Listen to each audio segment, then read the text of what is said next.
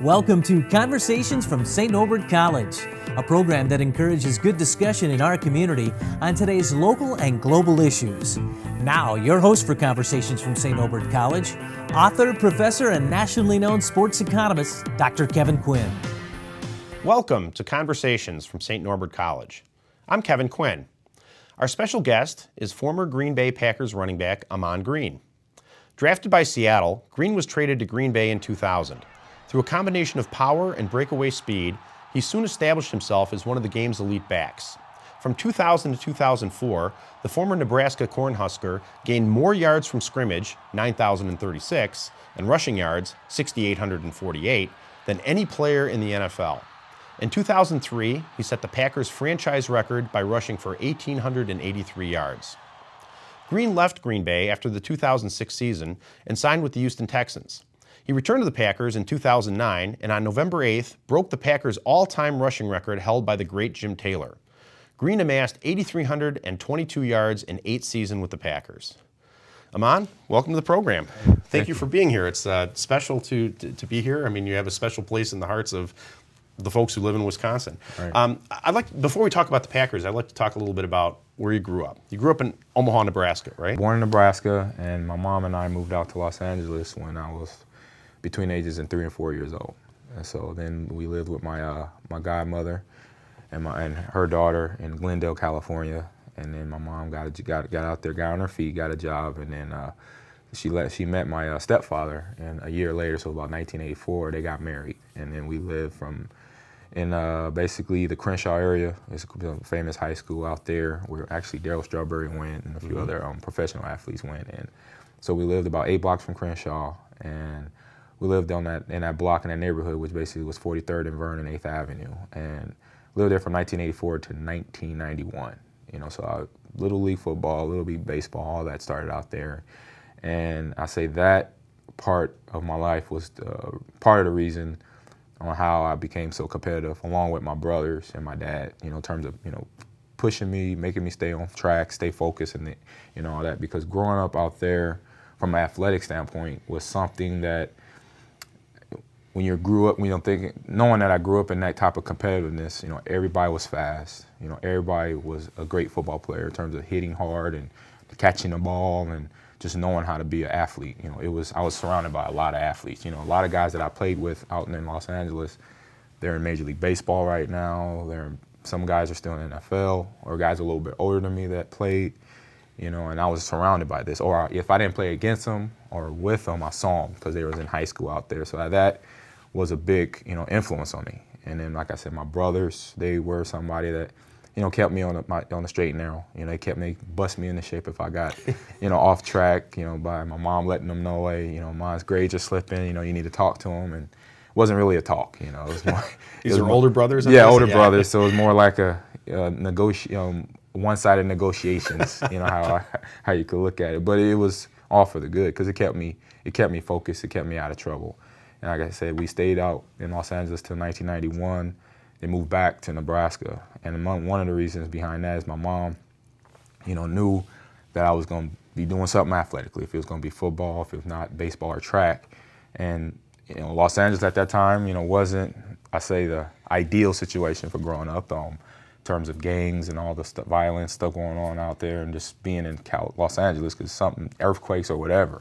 Was a bevy of things going on, so she didn't want to be at my football games or baseball games dodging bullets. So she's like, no, we're going back to the country, and we went. And I was not happy because I was 13 years old, and nobody wants to move from LA to Omaha at age 14. And the main thing was friends and all the buddies I made growing up, and I was in the 8th grade, so I had developed a nice little good friendships with friends out there and my teammates. And like you said, you can't pass up an 80-degree Christmas to a negative 25 possible Christmas. So it was a big change. But I say I got it out of my system because it was a bus ride there. So I had a couple of days to get all the frustration and anger out, and I did. So by the time I got to Nebraska, I started to reconnect with my family. My brothers that were all about 10 to 15 years older than me. So I got to reconnect with them, and my nephews, they were young at that time. They're older now, but nephews and little cousins that that I really didn't get the opportunity to grow up around. But then the time came with me moving back to Nebraska, and I went to, when I first got there, I registered to go to Omaha North, where, as I grew up, I was just like, wow, we've had the kind of same, Nebraska has some famous people come out of there in terms of athletics. I registered at Omaha North, where Johnny Rogers went to high school, and my biological dad went there, who was pretty good in sports as well. And, and it was just like, okay, I was like, this is it, and this is high school, so I knew I had to make sure my grades and things were in order, and make sure that I had to do something athletically, or just make sure I had my grades right to go off to college, because that was one of my goals, going into high school, stuff like that. Did you always know you wanted to go to Nebraska? No. No. That was something that was, when it came down to it, so, you fast forward, to my junior and senior year, and I remember the first day of getting recruitment calls, because and I don't know what the rules are now for high school athletes, but, because the coaches could text them and all that. And Twitter them and right. knows what so else it's amazing now, but back then, so basically, after my last track meet of my junior year was the official day any college football coach can call me. And I made it to state my junior year, and the next morning, I think 8 o'clock in the morning, was a Sunday or Saturday morning. And I think I got a call from one of the Georgia Bulldog coaches, and I think it was the head coach at that time, and he started rattling off, doing his sales pitch to me, and why should I be a Georgia Bulldog and all that, and it just started from there. Letters and different coaches, calling the school, calling my home, talking to my dad and my mom at that time. So it was, like I said, it was nothing in my head at that time, because I knew by that time I knew what recruitment was about, and I know what college, you got to go somewhere where you fit in, where you like it. And not because that's smart. Yeah, not just because you're in the state where you live, and you could be biased or what have you, or you get pushed, or because you're in being in Nebraska, we have nothing there but the Cornhuskers. If you know, it's kind of like Northeast Wisconsin. There's no, back if you're not a Packer fan in this area, something's wrong with you, and that's kind of how Nebraska is. No matter what part of the state you're in, you got to be a Cornhusker fan. And so I went through the process. I was really, like I said, at that time I learned what recruitment was about and what that next step was in terms of college. So I sat down. I remember doing this I think going into my senior year. I sat down and took a notebook and listed all the schools that were recruiting me, and I wrote them out by hand. And then the top school, I put them in order of my in terms of, I had category of weather. Coming from LA. Yeah, coming from I put weather, what was their main education, if it was a law school or a business school or whatever. And then, I put, what type of offense they ran, because I played running back, what type of defense they ran because I played linebacker. So I kind of listed all the factors that would be, my ideal situation for me, where I would be able to help the team out, and help myself out by getting a degree. So, of course, Miami is at the top of the list, because great weather, then it was UCLA, USC, Nebraska was there, obviously, because they was nationally ranked football-wise, and a good school at that. So, I'd say I didn't really, when I think about it now, I'm like, wow, I'm doing this at 16 years old, but knowing, because I knew what I wanted to do, with myself. Well, that's what I was going to say. It's pretty heady for a 16-year-old kid to get that kind of attention. I mean, obviously, you love football. You can't put in the time. It's not just talent. It's got to be the mentality. Because there's a lot of guys that have talent. Not that many have the talent and the drive. So obviously, you liked what you're doing. To try to sort that out when you're having legends call you on the phone, and I mean, you have to be surrounded by the right people, I think, to be able to make a good decision. But it sounds like you really went about it the right way. Yeah, I mean, and would you say a key thing? I was surrounded by a lot of good people. My mom and dad, they helped out a lot, because they told me, don't answer the phone. We'll take care of that part. And then my brothers always picked me up, either after school or I came over to their house, hung out, and we just talked about stuff. And they was kind of, just look at this school, just see everything before you make a decision. Take your visits, which I did. I took 4 of my 5 visits that a guy gets. I don't know about what it is now, but I took my visit to Nebraska, of course, Arizona. At that time they was ranked, I think, number 2 in defense that year, and then I went to Notre Dame and Michigan. And I had my 5th visit was supposed to go to Penn State, but the recruiter there kind of made it sound like he wanted me to verbally commit before I took a visit. And I'm like, I don't want to lie to you guys. Yeah. I wouldn't want to do that. If I'm saying I'm going to your school, I'm going to your school. I don't want to say I'm I'm gonna go so I could just come to make the trip and then come back, and I'm like, no, I didn't like it. I don't want to do that to you guys. So I was like, no, I'm not coming. So I'm out. You're watching Conversations from St. Norbert College. Joining us is all-time leading rusher in Packers history, Ahman Green. And let's talk about the Packers and your experience going to the pros. You were drafted by the Seahawks in 1998, which was, I think, kind of an interesting draft. There were a couple of quarterbacks at the top of that draft. Yeah. And Indianapolis was not quite sure whether they should go with Peyton Manning or Ryan Leaf. Yes. I think it's fair to say they chose wisely. Yeah. And so that's all going on, but to you, it's you're going someplace. Yes. What's it like to sit there and wait? Oh man, it's brutal, and to be honest, it depends. I say it could be a great experience or it could be a brutal experience. For me, it was like I'll say it was brutal, but I'll say if you could rate brutal from 1 to 10, it was on about the 1 or 2 side of brutal instead of being all the way at 10. I was in California. I was at my agent's office. At the time was Lee Steinberg, big time guy. Tom Cruise emulated him in the movie Jerry Maguire. So I'm at his office.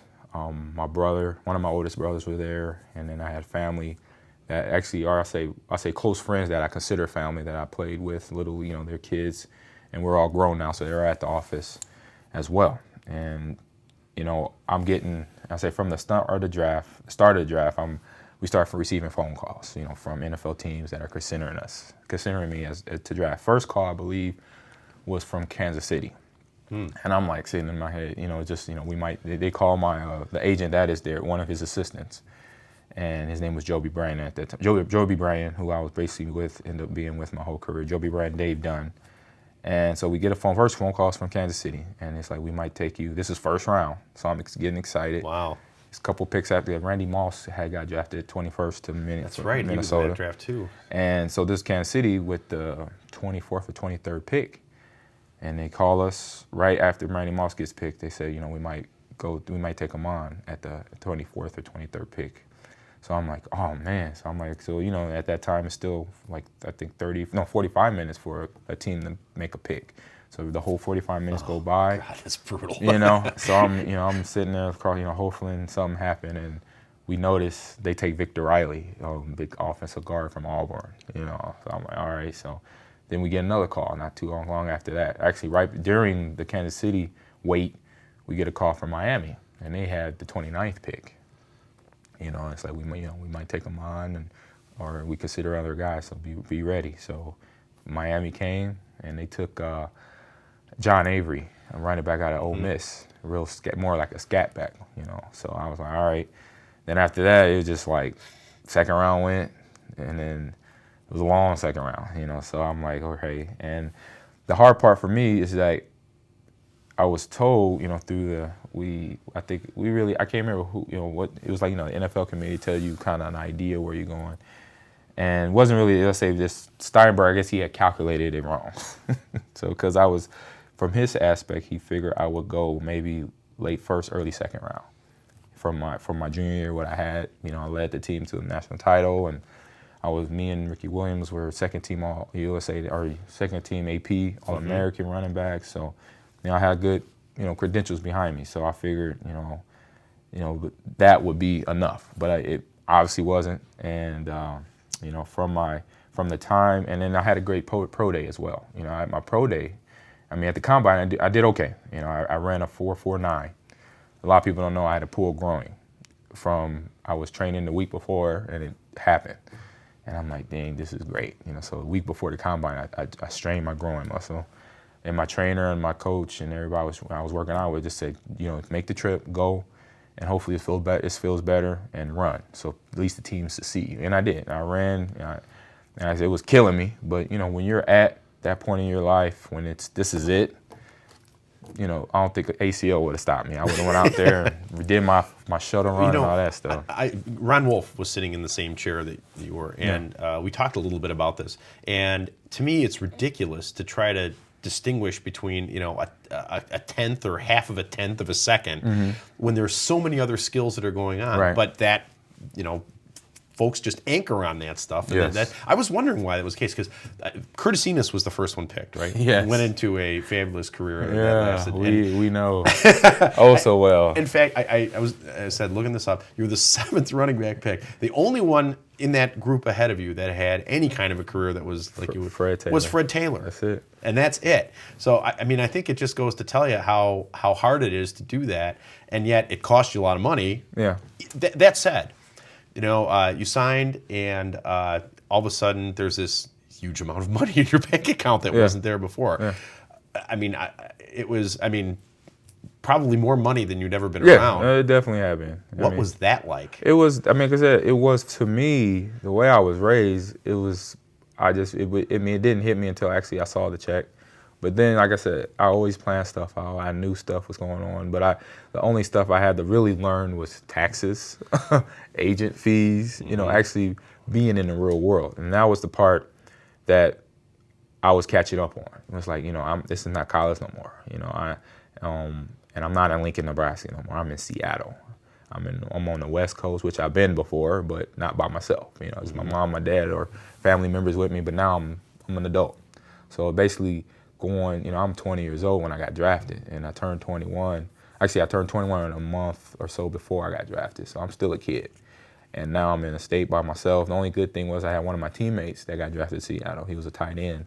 He played fullback when he got to Seattle during preseason for Sean Jackson. So I had some familiarity with people. So, but outside of that, it was, and I wasn't, I wasn't home. I didn't get homesick or anything. It was just, being in the real world for the first time and really not knowing. I basically had to learn on the go. In terms, like I said, with taxes and agent fees and just getting an apartment on my own. All that stuff was brand new to me. It was just making the team. Making a team now, and which. That part didn't really, I wasn't worried. I wasn't worried about, but I was the type of person is, if you think about it, it's going to happen. So if you don't think about it, it's going to be okay. So I didn't, in the back of my head, oh man, I'm going to get cut.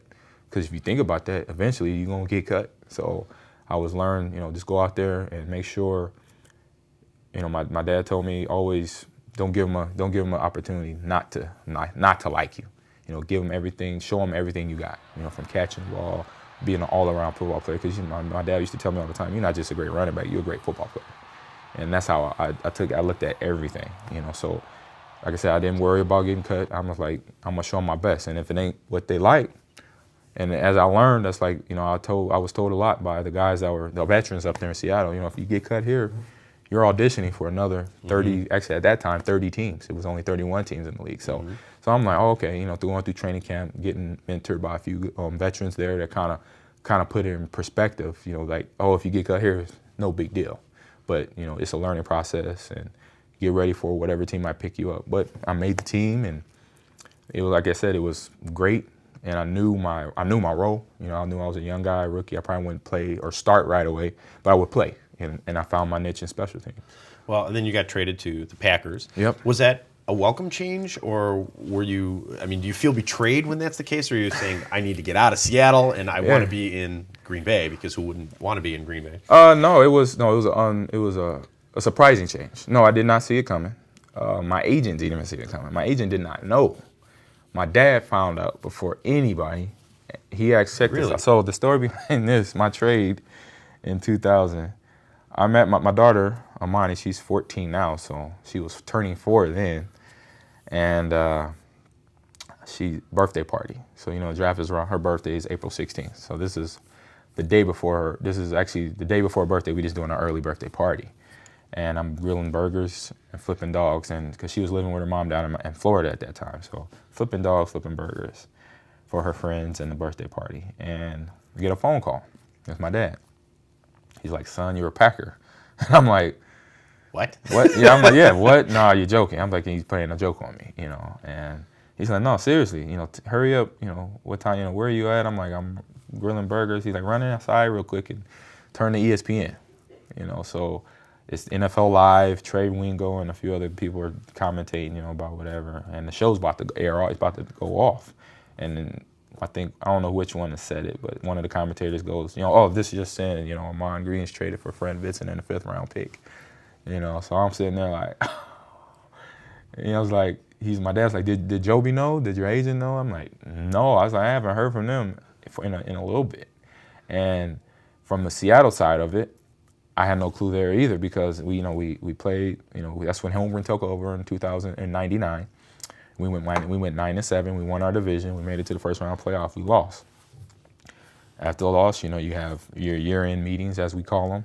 You meet with either you meet as a whole team, the coach talks with you, and then you meet individually with the individual coaches, your individual coach, and then with the head coach. So with my Holmgren, and then I'm sitting in Holmgren's office, and he basically gave me a rundown on how I played, in a 99 season and how I developed. He said, and he was happy with everything. He said, he stumbled a little bit out of the box because, learning that offense, as a first-year player is not easy. As everybody know in this area what the West Coast offense is about. But he said, I had a good second, part of my season. I became a third down back, a great contributor through special teams and all that. And eventually, with Ricky Waters at the time, who was a starter, he had got injured, and I came in and I filled in real well. So he said from that and what you know about the playbook now, I see you pushing him for the starting job. And I'm sitting there, and this is January, like, great, So I'm 20, going on 22 years old, and I'm like, okay, this is what I've been, working for. Because, like I said, I was still living with the stigma of Nebraska running backs, the stuff that happened to Lawrence Phillips, that was over me. So it wasn't on my mind, but I knew in people's eyes they was seeing that. Didn't know if I could play in NFL, didn't know what type of attitude I was, but if people knew me, they knew how I worked. And then come April, bam, I went from blue, green, and silver to green and gold in a heartbeat. And like I said, had no clue it was coming. Was just as surprised as anybody else, but took it, like, hey, this is the job. This is the business side of it. I'm learning it early. Yeah, 22. And it was a blessing in disguise. Well, you had an unbelievable career here, and we're almost out of time, but I'd be remiss if I didn't ask you what it was like to be one of the great stars of some great teams. There was that other guy in the backfield whose name shall not be mentioned anywhere. Oh, he's been mentioned enough, so we know about him. That none of that happens with him unless he's got you as a threat. What's it like to be that kind of a star in a place like Green Bay? You probably were ready for it from being in Nebraska, right? Yeah, like I said, once out of the draft and from '98, I just wanted to be given that chance to prove what I could do, because I knew when I was a kid that I could be a pro football player. I knew by watching football games through the years growing up, watching college football and pro sports, just pro sports in general, that is not how good you are, it's just how good you are when you get your opportunity to play. And that's all I wanted. Because I knew how good I was with the people, growing up through Little League, kids my ages, and then high school kids my ages. So I'm like, eventually, on the pro level, I'm going to be around guys my age, and guys that have experience on me. And I think the competitiveness in me and my drive was, I'm going to try to be better than them guys. And them guys are just as good as me or better. I'm going to probably be just as good as them or better. Ahman, I'd like to ask you a little bit about being an elite player in the league, an elite athlete. And, of course, whenever anybody asks athletes, do you listen to sports talk radio? Do you read the paper about yourself? Right. Oh, no, I can't do that. Right. Is that really true? Or is that was true about me. I did not. I was very... I believed in that. I learned it back in high school. I did it one year. It was my junior year when I transferred schools from Omaha North to Omaha Central. And like I said earlier, we had great athletes come out that school as well. It was Gail Sayers, Bob Gibson came out of Central. So I transferred there, and at the start of the season, there was another guy there the year before who, as a sophomore, rushed for 1,700 yards. So I really didn't think I was going to be a whole lot of the offense, but I ended up doing that. I ended up becoming part of the offense because me and my teammate Damian Morrow became best friends. So we ended up, as juniors, rushing for 1,000 apiece. But I remember halfway through that season, I was looking at my stats, and just to see because I hadn't been on the offense, because the year before, I barely got 1,000 yards, and I was beat up. I was 165 pounds, and I weighed heavier than my offensive lineman. So I knew that didn't match up, right? So it was some games I come out the field, I was like, Mom, Dad, I think I'm going to quit. I'm going to go with baseball, because I'm getting just tarred and feathered, in the backfield. So I transfer schools, and I get to this Omaha Central. Like I said, great athletes come out of there prior to me. And I see why my man Damian had over almost 1,700. He had 1,688 his sophomore year. Reason why, in high school. And reason why the offensive linemen, a few of them had went to college, but the ones that we had 5 of them returning. So basically a starting lineup of average height, 6'1", average weight 290. So I'm like, oh, this is gonna be great. They won't touch me. I know football. By this time I know football. So that is offensive line in high school was like, you don't have this on a college team or most likely some pro teams, or you'll get it on a pro team. So literally, I was not getting touched till I'm in the defensive back end. I'm safeties. I'm dealing with safeties and DBs, and this is high school safeties and DBs. This is not a strong safety from Alabama or a strong safety from the Giants coming down to fill the gap. No, this is a strong safety that's 15 years old. And they seen this. I was a big kid then. I was 5'11", 190. And I'm running downhill, and I'm physical runner. So these guys really, I was just outrunning them. They wasn't trying to hit me. So halfway through the season, I'm like, man, I got to see what my yardage is, So I'll start looking, and it was 2 people that kind of like stopped me from doing that. One was, actually 3. One was my 7th period English teacher, Mr. Eck, my high school football coach, and one of my brothers. And really, Mr. Eck was the kind of guy who started it, and he's like, he saw me grab a paper, it was an English class, so it's reading material all around. So I grabbed the local paper from one of his files, and I'm looking at it. I'm going straight to the sports section, and and then he grabbed me after class. He said, "Mom, what was you doing?" I was beginning class. He said, "Man, I said, oh yeah, I was checking my stats." He said, "Don't do that." He said, just go out there and play. Set your goals and just know what you got to do to play and help your team win. All that. If you're doing good, you'll know you're doing good because your coach will tell you or your teammates will tell you. You don't need a newspaper and then or anything else to tell you how good you're doing. And that kind of stuck with me. And then my dad saying the same thing, coaches, and my brothers kind of saying, don't watch the TV, don't watch what they say on the news about you, whatever. And it kind of followed me, that right there. So when I got here, it was like a no-no. And because I say really, the only time I watch SportsCenter is just to see the highlights. I would see highlights and then quick turn it. If once they start talking about the Packers, I change the channel. And I never read, nothing against the Journal-Sentinel or the Milwaukee Journal or the Gazette, Green Bay Gazette. Nothing against that, but it's just a part as being an athlete. You don't want to get caught up in that.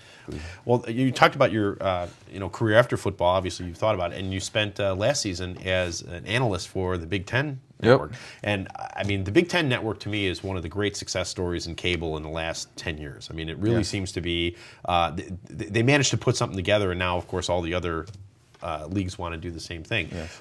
What's it like to be on the other side? It's again it's a learning process. I gotta learn. I'm learning. I learned.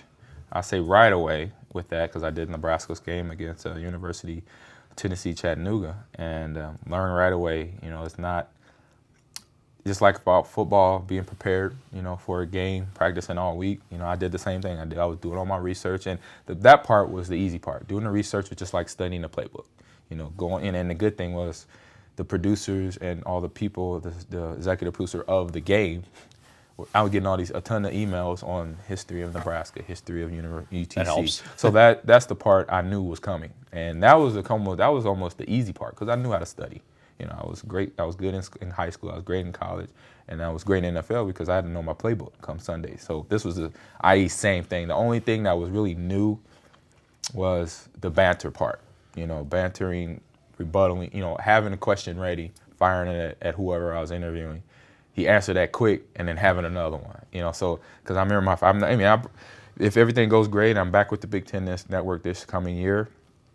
I remember that I will always go back, no matter where I'm at now. 10 years from now, I'm gonna always go back to that first interview I had with Bo Pelini.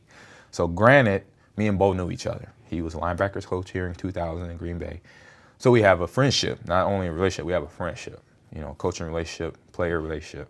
So that was in my benefit. That was in my favor. Any other coach, he probably would have just walked off. But, of course, I stumbled off the blocks. I had one question. I didn't have my follow-up question, So he answered my first question like, bam, wasn't even 2 seconds. Bam, he was done. And I'm Thanks for that. So I'm sitting there. I don't even know if I was speaking comprehensible English. I spit out a question, and he understood it and answered again. And I was like, thank you, coach. And I'm sitting there like, oh, wow. I know I didn't sound educated right there. So, Well, I hope you've enjoyed our show. Until next time, I'm Kevin Quinn. Best wishes for good conversations from St. Norbert College.